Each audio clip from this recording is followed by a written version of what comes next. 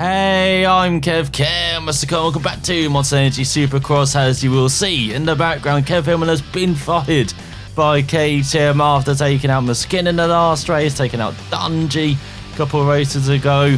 They're just not a fan of his incredibly aggressive approach. However, Honda loved the idea of him taking out KTM, so they provided him a bike for this race around the Dome at America Center in St. Louis. As here's Hillman on his new bike. Factory Honda as well. That's how he does. In the heat race, 4 laps. We've got very fast opening corners. Everyone goes wide. A couple of riders gone very wide as he gets into Roxon. I'm not sure this is what Honda had in store when they signed Hillman. He had to get into Roxon and Seeley and chop off Seeley as well. He's behind Justin Barsha. It's down the inside of the American. That's what Honda wanted. So Hillman can block off Barsha. Not block off Seeley though. As it looks like Seeley was going to take the lead, but instead Hillman wants it. And goes across the line. In a comfortable first, almost a second ahead of Seeley. As we've got Chad Reed in 4th, Porcel in 5th. Remember, top 4 go through. So for Hillman, he's looking very good. But so are Seeley, Barsha and Reed. Where's Roxon? That's Delye. Down there in 5th. Oh, he's in 4th now. Ahead of Reed. He's dropped back. Malcolm Stewart on his Suzuki also battling for that position. Let's look at Hillman. He's just racing away. Oh, he's down now. Stacked it. But still has a good lead. Ahead of Seeley. Well, I wonder if Honda will take kindly to him pushing back Roxon and maybe affecting the Germans' chances of making it through in this heat race, as he's loving this bike. So much grip. There's Cooper Webb. Podium last time out, and Roxon down in 16th. But Webb just outside the automatic qualifying places, the transfer spots in 5th. So Delye, watch out. He's 3 tenths behind you. And look at this bike, very responsive, loves the slides as well. Very different compared to the second-hand KTM he had for most of the season. And look at him fly, 3.1. Oh, he's down again in that same corner. Okay, you got to stop the sleeve offs there. By his side. But apart from that, very good round this circuit. Chad Reed's now in 4th, ahead of Webb. Justin Barsha's dropped down. There's Suzuki. So it doesn't look like a Suzuki's going through, are they? With Delye in 3rd. I think he's on a Suzuki, if I remember correctly. He's got Johnny Teona Hasvana in 6th, Malcolm Stewart in 7th, Ken Roxon in 18th. The championship leader. Gone missing in this race. You've got Seeley 2 seconds behind Highside, maybe a bit closer now as he's messed up that run over the jumps. And look at that sliding action under the jump. That is beautiful. That's how you 2-wheel drift. Oh, and that's how you do that section. Massive jump. Clipping the tough blocks on the outside. Seeley's still right behind. So Highside got to still keep it together for these remaining 2 and a bit of that. Chad Reed 6.8 back though. And he's leading a line.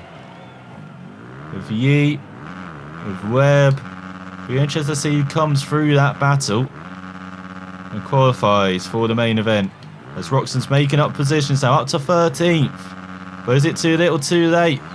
He's on the penultimate lap of the race. Highside just checking his pace.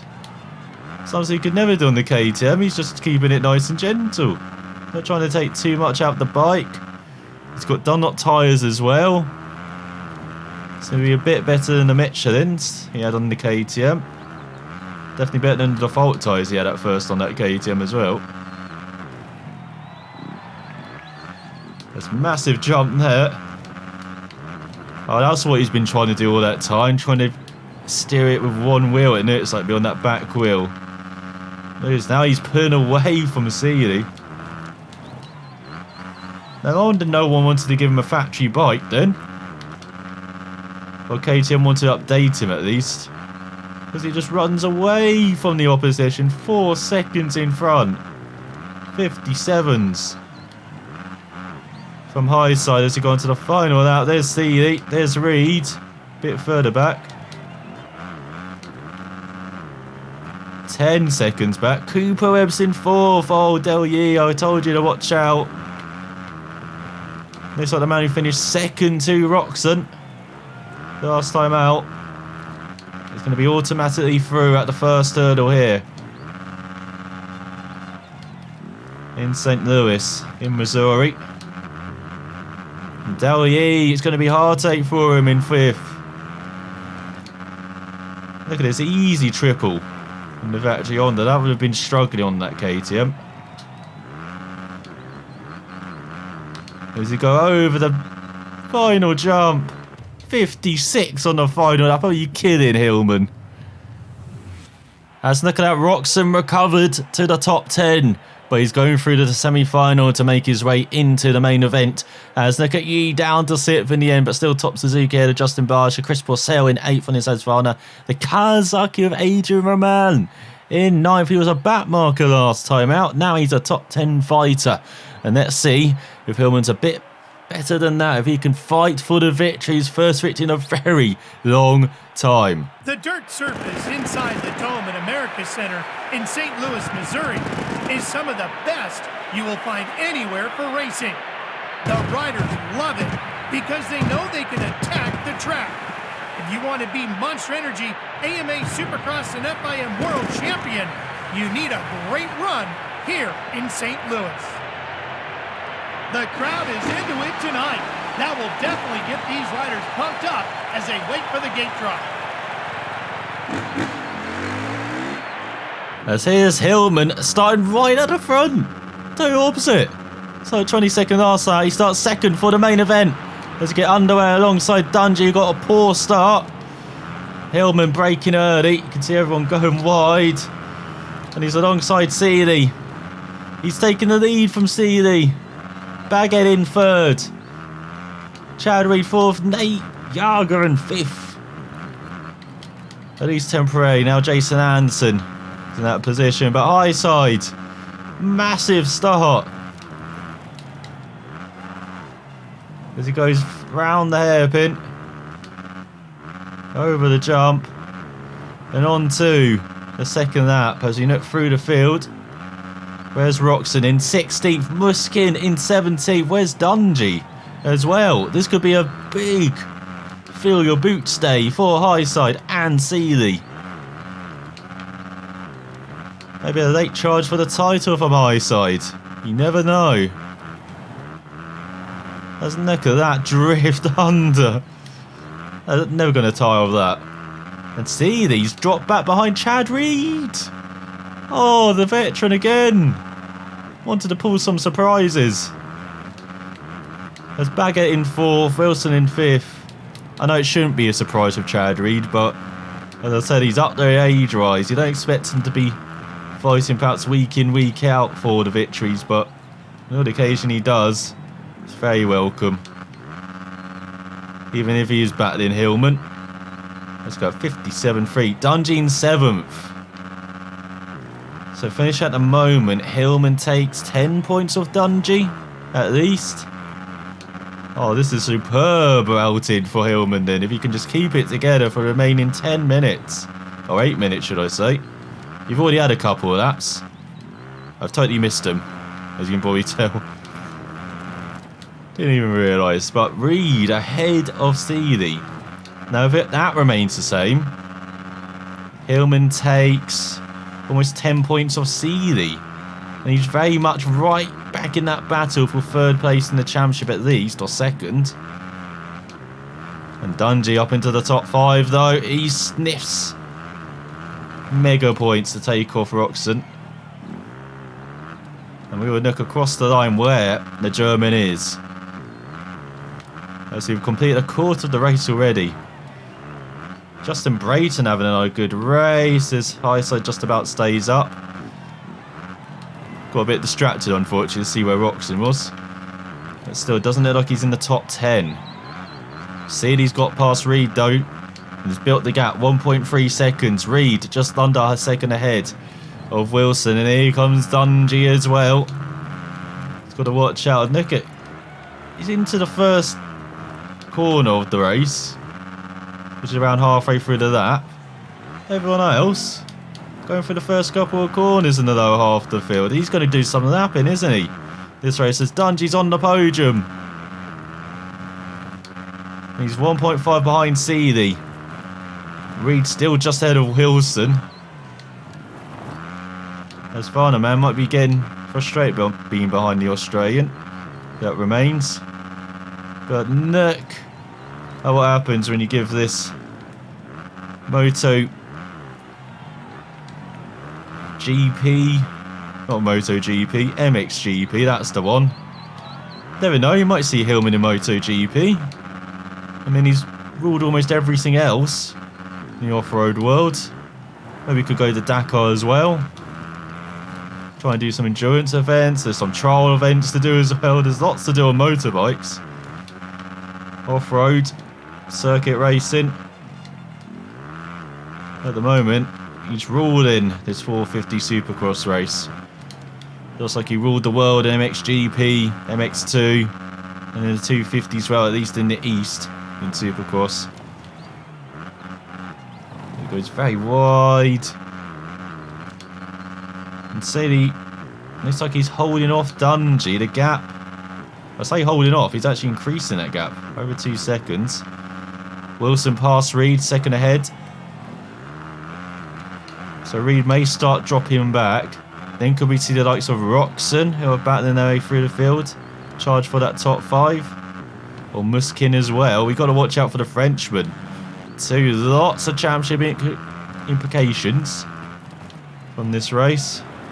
As we're definitely at the business end of the championship. This is, after this, 4 races to go. Not long at all. Therefore, Hillman, he might not even return to Supercross. The rumours he might go back across the Atlantic and go back to MXGP, even MX2 as well, just to get used to being back over there. We will see. Those Supercross adventures definitely been up and down, lots of highs and lows. This is definitely the biggest high he's experienced, next to winning that 250 championship. Of course, the biggest low is perhaps the losing that 250 championship in the West. The last race in Las Vegas. Might see the championship here go down to Las Vegas as well, with Roxon down the order.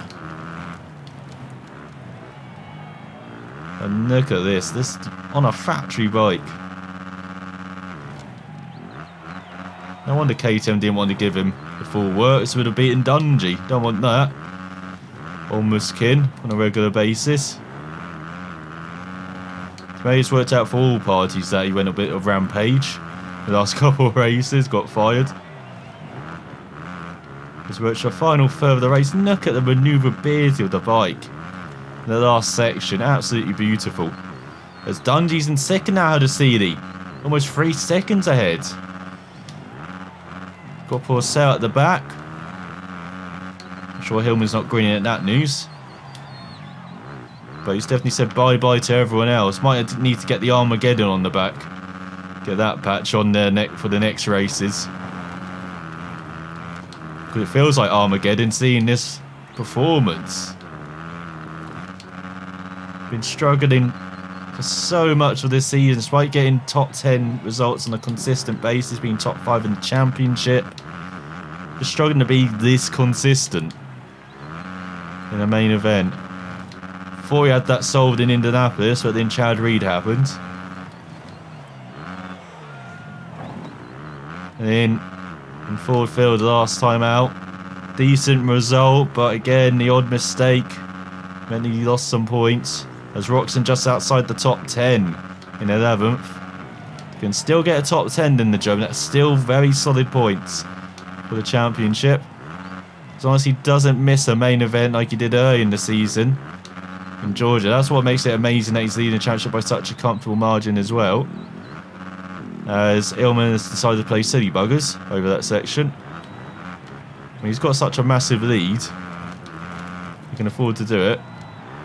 But he's just trying to avoid napping people. He doesn't want to have that element introduced to this race, as he lost around 5 seconds to Dungey.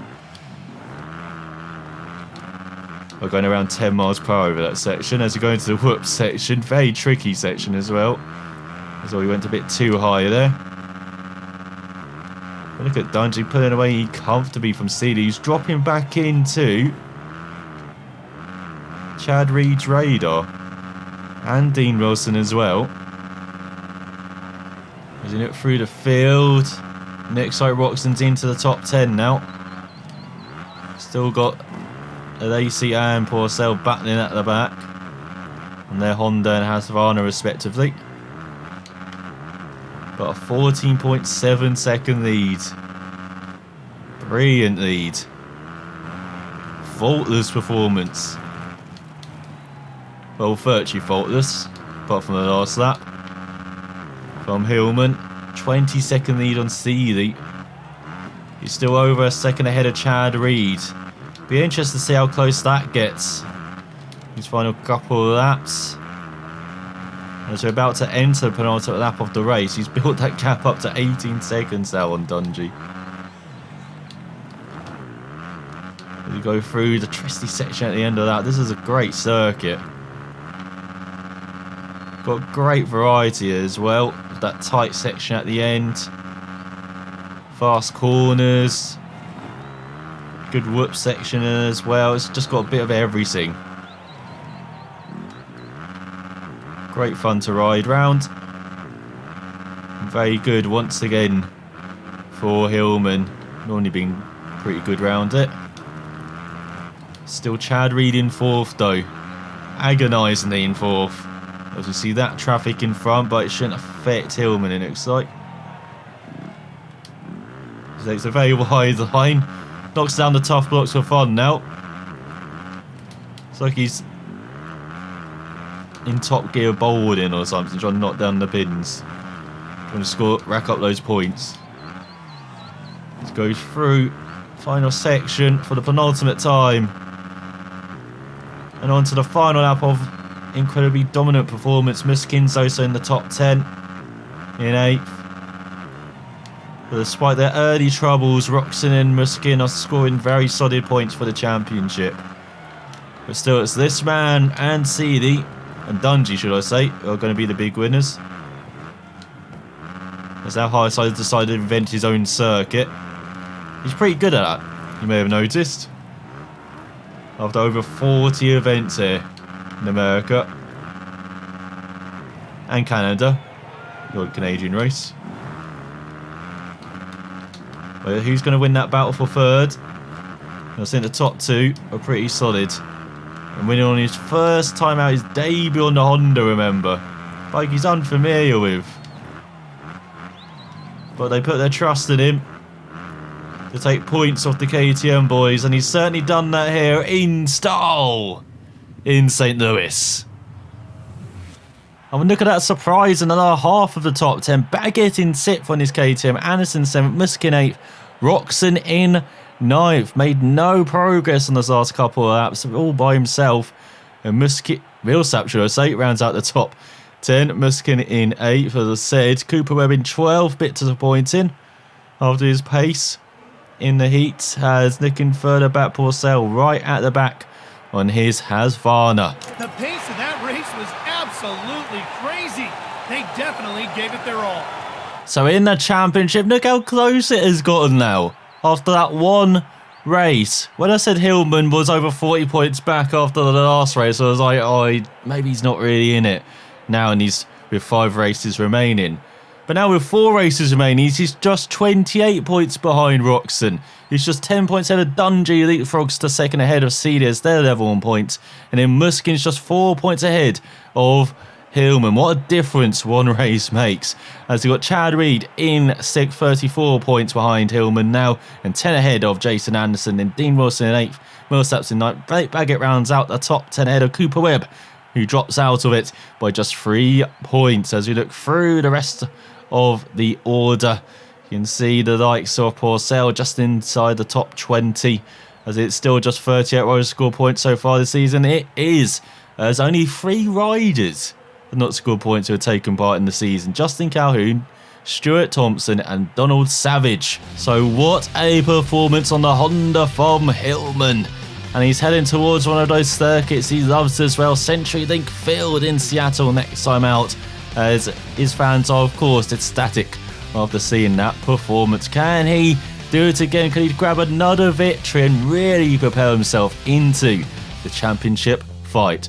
Thanks for watching and find out next time.